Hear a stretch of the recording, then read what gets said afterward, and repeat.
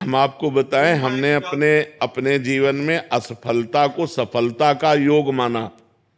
जहां हम असफल हुए वहां हमें सफलता का मार्ग प्रकट दिखाई दिया। हे भगवान मेरी रक्षा कीजिए, क्रोध आया, हे भगवान मेरी रक्षा कीजिए, मुझे संभालिए। तो असफल असरण हो जाना ही शरणागति की पुष्टता है। जब तक अपने में बल होता है कोई, तब तक शुद्ध शरणागति नहीं होती।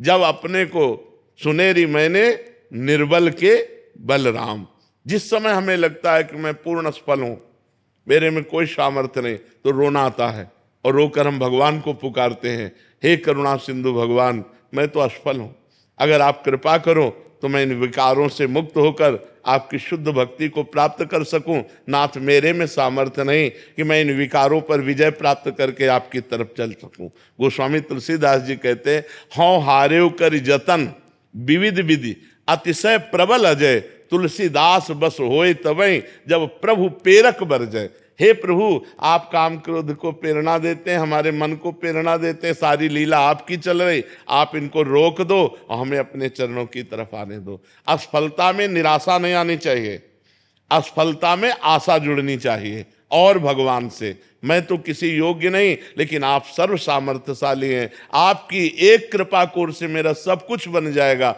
मेरे बनाए ना बनेगी कोटि कल्प लो, आपके बनाए बनेगी पल पाव में, पल के चौथाई हिस्से में आपकी कृपा कोर से बन जाएगा। नाथ आपने बहुत पतितों को पावन किया है, मुझ जैसे अधम को भी पावन कीजिए। ये अंदर से भावना आ जाती है तो हमारी सफलता का योग बन जाता है। हमें निराश नहीं होना, हमें उदास नहीं होना, हमें हताश नहीं होना, अपने कर्तव्य पर कदम आगे बढ़ाते रहना है। फिसल जाए तो फिर खड़े होकर के चल, ये परमार्थ का मार्ग है, इसमें हारना नहीं है, इसमें निराश नहीं होना। हम अविनाशी के बच्चा हैं, एक न एक दिन परम पद को प्राप्त करके रहेंगे। आज अगर हम परास्त हो रहे हैं तो हम रुकेंगे नहीं, हम 100 बार गिरेंगे तो 101 बार खड़े होकर फिर परमार्थ पे चलेंगे, तो कभी न कभी भगवान हमें विजय दिला ही देंगे। हमारी कमजोरियां हमें गिराती रहती हैं महाराज। हमारी कमजोरियां हैं, लेकिन हमारे प्रभु तो बहुत बलशाली है ना। तो उधर दृष्टि रखो, अपनी तरफ दृष्टि क्यों रखो? जब अपने को पता है अपने से नहीं संभलने वाला, तो ऐसे चलो, गिरोगे नहीं। ऐसे चलोगे कभी नहीं गिरोगे। आज तक जितने भी ऊंचाई पर चढ़े वो ऐसे चढ़े हैं, जो भगवान की शरण में हुए।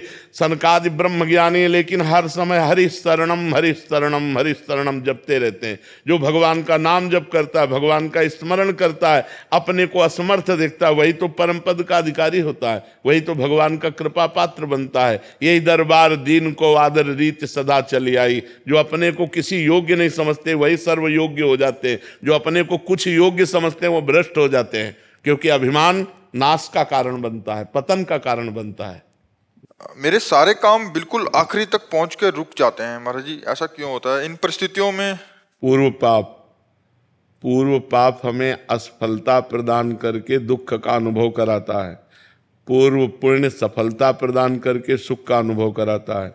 अब उन पूर्व पापों को नष्ट करने के लिए तप करो, भजन करो, व्रत रहो। मान लो महीने में 2 व्रत रह जाओ एकादशी के, और खूब नाम जप करो, कुछ स्तोत्र पाठ करो, तीर्थ याटन करो, जिससे तुम्हारे पाप नष्ट हो जाएं, तो वो तुम्हारे को सफलता प्रदान करेंगे। नहीं, पाप ही असफलता प्रदान करते हैं। सब कोई सोचता है, सब कोई कामना करता है, लेकिन सबकी कामनाएं थोड़ी पूर्ण होती हैं। और नाम जप करो, भगवान से चित्त जोड़ो, तो हम आपसे सही कहते हैं। आप सोचोगे कि ऐसा हलवा मिले, तो जैसा सोचा वैसे ही हलवा तुम्हें खाने को मिल जाएगा। जो इच्छा करी हो मन माही, प्रभु प्रसाद कछु दुर्लभ नाही। अब पाप कर्म करो और सोचो कि हमें सुख मिले, तो कैसे मिल सकता है?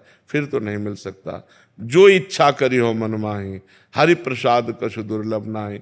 अगर खूब भजन कर रहे हो तो जो इच्छा करोगे वो प्राप्त हो जाएगा। अब भजन नहीं, तपस्या नहीं, व्रत नहीं, साधना नहीं, तो फिर किसके बल से कामनाओं की पूर्ति चाहते हो? कामनाएं करते रहो, दुखी होते रहो, चिंता, शोक, भय, मृत्यु, इन्हीं को प्राप्त होता है जीव। इसीलिए सबसे कहते हैं अध्यात्म से जुड़ो, अध्यात्म ही तुम्हें सुख प्रदान करेगा। तुम पैसा कमा सकते हो, तुम नाना प्रकार की पद प्रतिष्ठा प्राप्त कर सकते हो, लेकिन आत्म शांति नहीं। आत्म शांति तो भजन से मिलेगी। आप गरीब हो लेकिन धर्म से चलते हो, प्रसन्न हो, इससे बढ़िया जीवन क्या है। आप धनी हो, वासनाओं का भूत चढ़ा हुआ है, भोगों में पागल हो, अशांत हो, चिंतित हो, दुखी हो, इससे बड़ा नरक क्या है। तो जो सुख है वो शांति में है, जो शांति है वो परमात्मा स्वरूप है। भगवान का स्वरूप क्या है, शांताकारम। भगवान शांत आकार है ना, तो वो शांति, हम भगवान के अंश है ना, तो हमें शांति चाहिए। भगवान क्या है, आनंद सिंधु सुख राशि, तो हम आनंद चाहते हैं, तो आनंद भोगों में नहीं, भगवान में है। भगवान का नाम जप करो, भगवान के चरित्र सुनो और बड़े बूढ़ों की सेवा करो। ये बात सब अपने दिमाग में रख लो। जो अपने बड़े बूढ़ों का तिरस्कार करते हैं वो कभी सफल नहीं हो सकते। अगर सफलता प्राप्त करनी है तो माता पिता की आराधना करो, वयोवृद्धों की आराधना करो, तप करो, व्रत करो, नाम जप करो, अभी उन्नति होने लगेगी। अब खाते मुर्गा मुर्गी हैं, करते बेविचार है, नशा करते हो, उन्नति चाहते तो कैसे हो पाएगी। पुण्य है तब तक आनंद ले लो, जहाँ पुण्य खत्म हो तो नष्ट हो जाओगे। हमारे शास्त्र आज्ञा करते हैं कि अगर हमें अर्थ की प्राप्ति चाहिए तो केवल भगवान से चाहिए। हम भगवान के ही आश्रित रहें, किसी व्यक्ति के आश्रित ना रहें, और प्रयत्न करें, प्रयास करें, खूब नाम जप करें, भगवत स्तोत्रों का गायन करें, भगवत आराधना करें, और भगवान से धन चाहें तो प्राप्त हो जाएगा। पर ध्यान रहे, जब तक पाप रहेगा तब तक नहीं प्राप्त होगा। जब आपका पाप क्षय पहले करेगा नाम जप, तब आपको प्राप्ति होगी। केवल कामना करने से धन की प्राप्ति नहीं होगी। देखो, पद की प्राप्ति ध्रुव जी के मन में आई तो जाकर तपस्या की मधुवन में, मथुरा में आकर तब प्राप्त हुआ। ऐसे कुछ नहीं प्राप्त हो जाता। आपके पास तप हो, आपके पास भजन हो, आपके पास साधना हो, तब आपकी कामना पूर्ण होगी। आप व्रत, नियम, संयम, तपस्या, भजन इनको स्वीकार करें, कामना करें या न करें, आपको सुख घेर लेगा। और आप ये सब ना करें तो लाख कामना करते रहो, किसी मंदिर में जाके ऐसे पूर्ण होने वाली है क्या। कभी तुक्का लग जाए पुण्य का तो बात अलग की बात है, न कि नहीं ऐसे पूर्ण होने वाली नहीं। बकाया जरूरी है हमारी आवश्यकताओं की पूर्ति के लिए हम अपने भगवान से प्रार्थना करें और साधन करें, नाम जप करें, व्रत करें, स्तोत्रों का पाठ करें, तो भगवान कृपा करेंगे, हमारी कामना पूर्ण हो जाएगी। जो धनी पुरुष है महाराज जी, उन्होंने भी तो पाप किए होंगे महाराज जी। हाँ, तो इनको पाप का फल मिलेगा। हाँ, पाप का फल मिलेगा। अभी पुण्य का फल चल रहा है, इसलिए नहीं विध्वंस हो जाएंगे। जो पाप करेंगे चाहे जितने बड़े धनी हो, मिट्टी में मिल जाएंगे। रावण की खोपड़ी को अपनी गोद में रखकर मंदोदरी कहती, राम विमुख सहाल तुम्हारा, रहा नको कुल रोवन हारा। उससे बड़ा विद्वान, उससे बड़ा धनी, उससे बड़ा बलवान कौन हो सकता है।